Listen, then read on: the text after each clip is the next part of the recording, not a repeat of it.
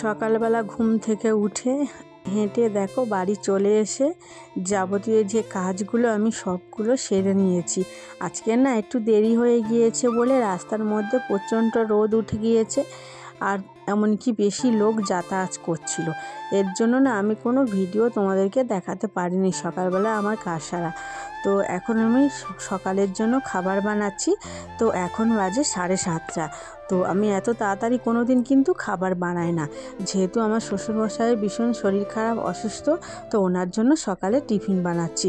তো টিফিনের মধ্যে উনি জানো তো গোলা রুটিটা খেতে পছন্দ করে বলে আমি গোলা রুটিটাই বানাচ্ছি। বাসন মাজতে যাওয়ার আগে আমি ময়দাটাকে না ভালো করে আমি অল্প জল দিয়ে আমি মিশিয়ে রেখে দিয়ে গিয়েছিলাম। তারপর আমি বাসন মাজার পরে ঝাঁট দেওয়ার পরে দেখো যখন টিফিনটা বানাচ্ছি আর একটু জল দিয়ে ভালো করে গুলিয়ে নিয়েছি।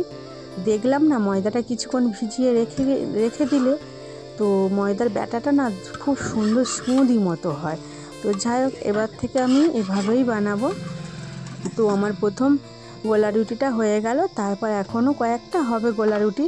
আর যেহেতু গোলা রুটি না আমি একটু মোটা মোটাই মানে ভাজতে পছন্দ করি, তো পাতলা না আমার খুব একটা ভালো লাগে না। যেহেতু সেই একটা খেয়ে সেই পাতলা করে ভেজে নিলে তো দুটোর জায়গায় একটা খাওয়া যাবে। তো এতে কি বলো তো, মোটা হলে খুব ভালো লাগে, আর একটু মচমচে করে ভেজে নেব।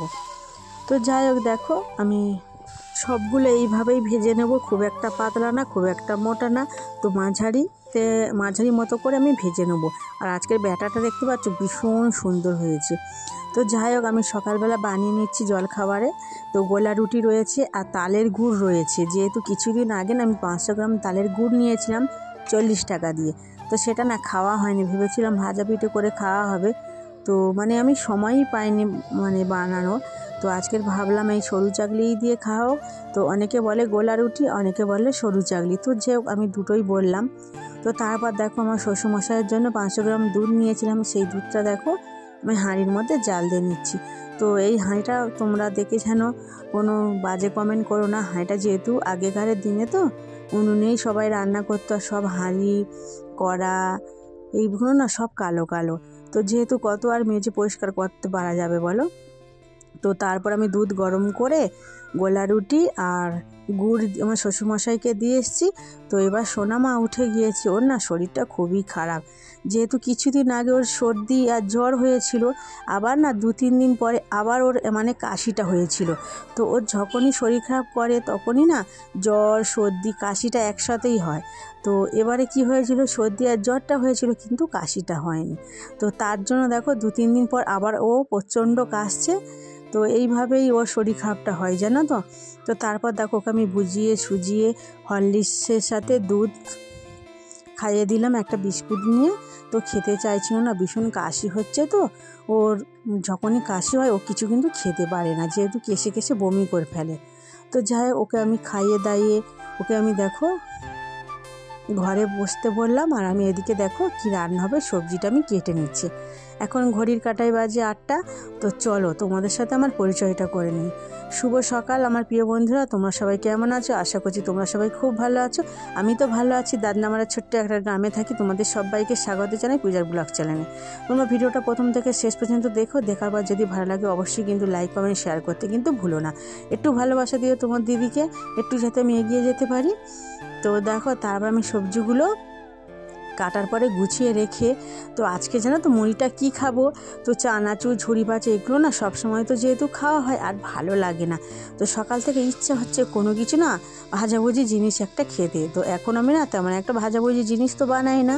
আগে না আমি সব সময় ভাজাভুজি জিনিসটা বানাতাম, এগুলো না খেতে খুব ভালো লাগতো। তো এখন জানো তো নিজের শরীরের কথা চিন্তা করে এগুলো সব বন্ধ করে দিয়েছে। আর তোমাদের দাদাভাই না খুব একটা ভাজাভুজিও খেতে পছন্দ করে না, আগে কিন্তু খেত, আমি এখন খাই না। এসব ভাজাভুজি বন্ধ করে দিয়েছি, কিন্তু ওকে ভেজে দিলেও খেতে চায় না। তো আজকে দেখো এই আলু দিয়ে বেসন দিয়ে পেঁয়াজ দিয়ে এই যে আলুর বড়াটা খেতে না খুব ভালো লাগে। তো ভাবলাম এটাতে মুড়ি খাওয়া যাক। তো তার জন্য দেখো আমি ছোট ছোট করে দিয়ে দিয়েছি। তো এর মধ্যে না শুধু রসুনটা দেওয়া হয় না, আমি ভুলে গিয়েছিলাম, যেহেতু অনেকটা সময় দেরি হয়ে গিয়েছে, রান্না করতে হবে। তো তাড়াতাড়ি করে করা যাক, যেহেতু আমার একটা গ্যাস, তো এতে কিন্তু আমার হবে না। তো এগুলো ভাজতে ভাজতে প্রায় আধা ঘন্টা সময় লেগে যাবে। তো কখন আর ভাতটা বসাবো, তো এই ভেবে ভেবে রসুনটা থেতো করে দিতেই ভুলে গিয়েছি। কিন্তু এর মধ্যে আমি গরম মশলা, মিট মশলা দিয়েছিলাম। তো রসুনটা না দিলে না খুব একটা ভালো লাগে না, আর কাঁচা লঙ্কা তো ঘরে ছিল না বলে দিতে পারিনি। তো দেখো এক পিঠ আমার হয়ে গিয়েছে, আর এক পিঠ দেখো উল্টে দিলাম। আর এদিকে দেখো রাজস্বী সোনা ক্যাকটাস নিয়ে খেলা করছে। তো ক্যাকটাস দেখো কত সুন্দর গান করছে, নাচছে। ক্যাকটাসটা আমি মেলা থেকে কিনে দিয়েছিলাম, অনলাইনের দাম না 300-350 টাকা করে, কিন্তু আমি এটা পেয়েছি না 260 টাকায়। তো দামটা কেমন হয়েছে তোমরা কিন্তু জানিও, তো দামটা ঠিক আছে না বেশি নিয়েছে, কিন্তু আমি অনলাইনে দেখেছিলাম অনেক বেশি। তো যাই হোক, বাচ্চা মেয়ে বায়না করছিল, ওকে তো দিতেই হবে। তারপর দেখো আমার ভাতটা হয়ে গিয়েছে, ভাত হয়ে গিয়েছে মানে ভাতের জলটা ফুটে যেতে নামিয়ে রেখে দিয়েছি। তারপর মাছগুলো আমি ভেজে নিয়েছি। তো মা কয়েকটা না মাছ দিয়েছিল, মানে আমার 4 পিস মতো দিয়েছিল কাটাপোনা মাছ। সেই মাছ দিয়ে পটল, আলু, টমেটো দিয়ে একটা তরকারি বানাবো। এখন কিন্তু আমি ঝাল দেব না, তো তরকারি শুধু 2-1টা কাঁচা লঙ্কা দিয়েছিলাম। তো এটা দিয়ে আমি ঝোলটা প্রথমে করে নেবো, তারপর লঙ্কা গুঁড়ো দিয়ে তেলের মধ্যে আমি সাঁতলে নেবো। তো এইভাবে আমি মাছের ঝোল করে থাকি। এভাবে রান্না করলে কি বলো তো, গ্যাসটাও একটু সাশ্রয় হবে, আর আলাদা আলাদা করে বসাতে গেলে সময়ও লেগে যাবে, আর এমনকি গ্যাসটাও বেশি পুড়ে যাবে। তো তেলের মধ্যে 2টো কাঁচা লঙ্কা ফোড়ন দিয়ে আলু পটলটা ভেজে নিয়েছিলাম। আমার না পটল দিয়ে মাছের ঝোল খুব একটা ভালো লাগে না, যেহেতু তোমাদের দাদা ভাই কালকেরে 1 কিলো পটল এনেছিল।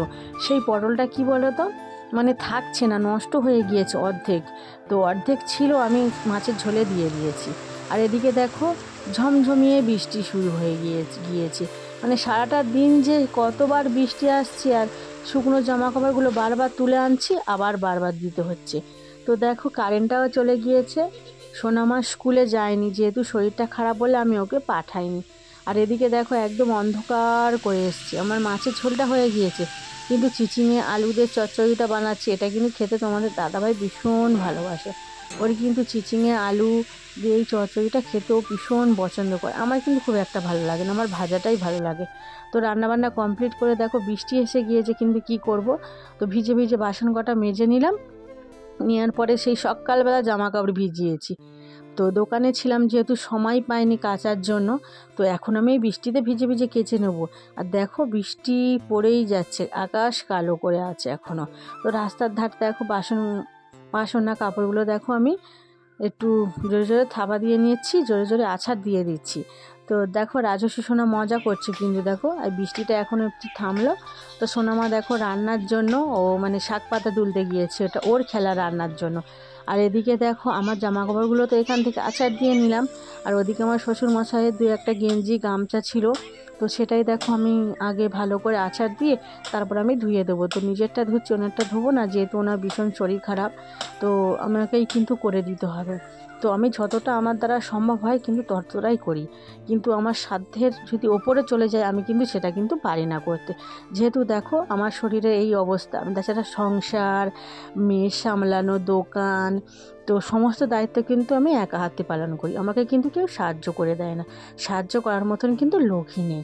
জানো তো স্কুলে পড়তে পড়তে ধরো আমার বিয়ে হয়ে গিয়েছিল, কিন্তু তখন আমি আমার মাদের বাড়িতে কিন্তু কাজ করতাম না, শুধু রান্নাটা অল্প অল্প জানতাম। কিন্তু যেদিন থেকে এখানে এসেছি সেদিন থেকে সংসারের হাল কিন্তু আমার উপর চলে গিয়েছে।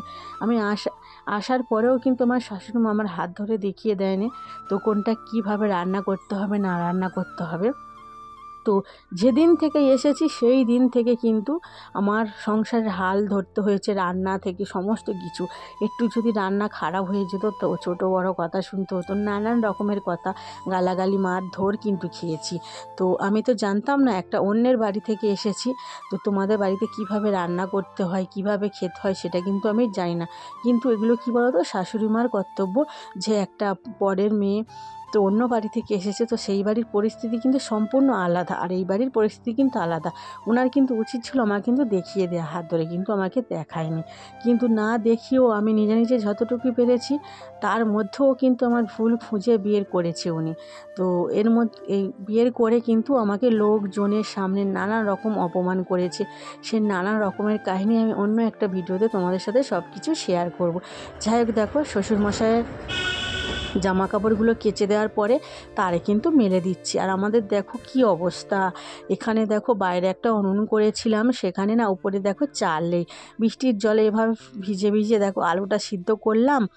আর এইভাবেই কিন্তু আমাদের সমস্ত কিছু কিন্তু করতে হয়। দেখো চারিদিকে আমার শাশুড়ি মা মানে রান্নাঘর পুরো ভেঙে উড়িয়ে দিয়েছে, দেওয়ার পরে দেখো ওনার পছন্দ মতো সমস্ত জিনিস কিন্তু করে নিয়েছে, কিন্তু আমাদের উনুনে রান্না করার জায়গাটা পর্যন্ত দেয়নি। আর আমি কোথায় দেখো, আমার তো নিজের জায়গা না, আমি কোথায় মানে রান্নাঘরের চালটা বানাবো জানো, চারিদিকে ভেঙে ভেঙে সব কিছু উড়িয়ে দিচ্ছে। তো দেখো 3 কামরা ঘর থাকতেও কিন্তু আমাদের কিন্তু এভাবেই থাকতে হয়, ভাগ্যের পরিহাসে। তো দেখো আমি দুপুরবেলা এখন খেতে বসেছি। তো যেহেতু বৃষ্টিতে ভিজলাম, শরীরটাও খুব খারাপ করছে। তো আজকের তবে ভিডিওটা এই পর্যন্ত, কালকে অবশ্যই তোমাদের সাথে দেখা